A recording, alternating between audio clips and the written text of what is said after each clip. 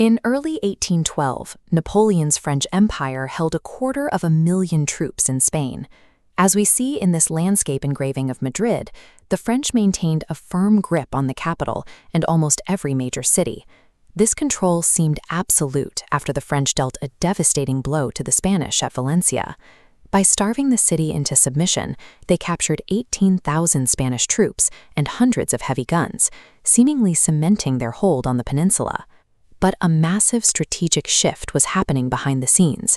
Napoleon decided to invade Russia, and to do it, he withdrew 25,000 of his most experienced veteran troops from Spain. The French tried to hide this depletion, but they were being watched. As shown in this sketch of Spanish guerrillas, local irregular networks monitored every road and immediately informed Lord Wellington that the French forces facing him had been dangerously weakened. By pulling those veterans out, Napoleon turned a formidable occupying force into an overstretched, brittle shell. For Wellington, this created a narrow window to launch an offensive before the French could concentrate their remaining numbers. Wellington moved to exploit this weakness immediately.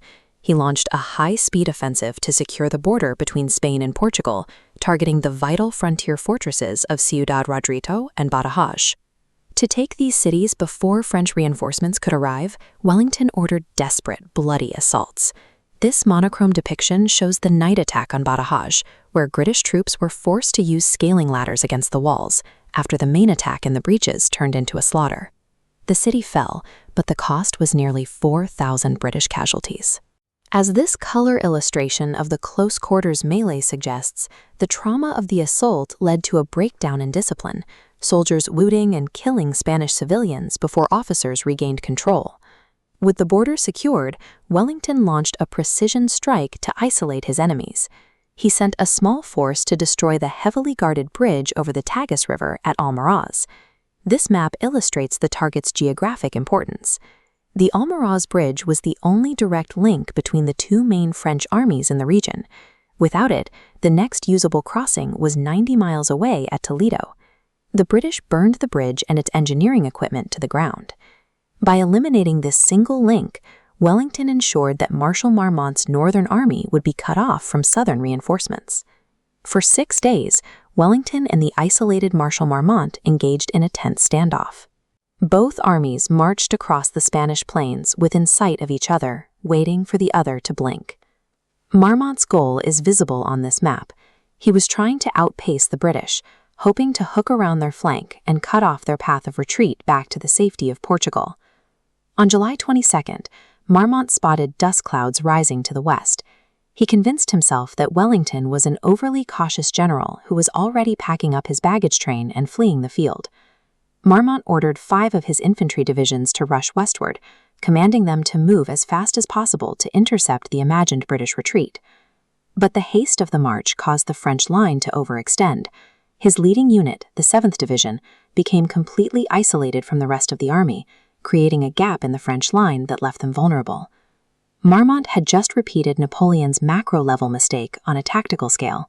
He had stretched his forces until the entire formation snapped. Wellington was not retreating. Seeing the French left flank string itself out from miles away, he galloped across the country in person to order an immediate, all-out attack on the isolated French division. The French 7th Division was caught entirely unaware. Their commander was killed, and half his men were lost in an initial assault that shattered the division before it could even form for battle. The French leadership then suffered a total collapse. Marshal Marmont was struck by a British shell and carried from the field, and his second-in-command was wounded just an hour later. Wellington followed up with a coordinated infantry and cavalry charge. British soldiers broke the French defensive squares with musket fire and bayonets, while heavy dragoons charged down the fleeing survivors.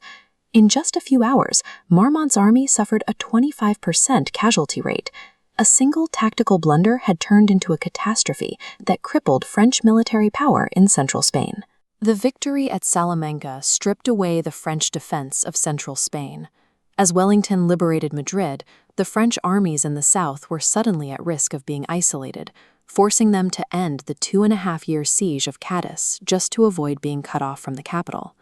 However, Wellington's own lines were now reaching their limit. He stalled at the siege of Burgos, and as massive French reinforcements finally converged from the north and south, he found himself at risk of being trapped.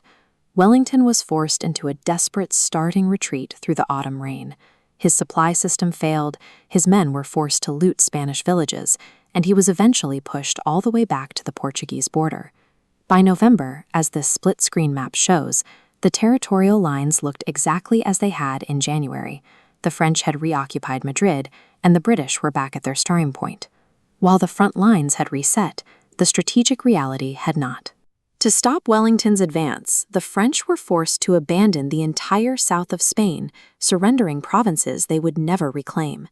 They ended the year with fewer men and less territory, while their main reserves were being decimated 2,000 miles away in Russia. The campaign proved that when Wellington forced the French to concentrate their overstretched forces in one place, their control over the rest of the country simply evaporated.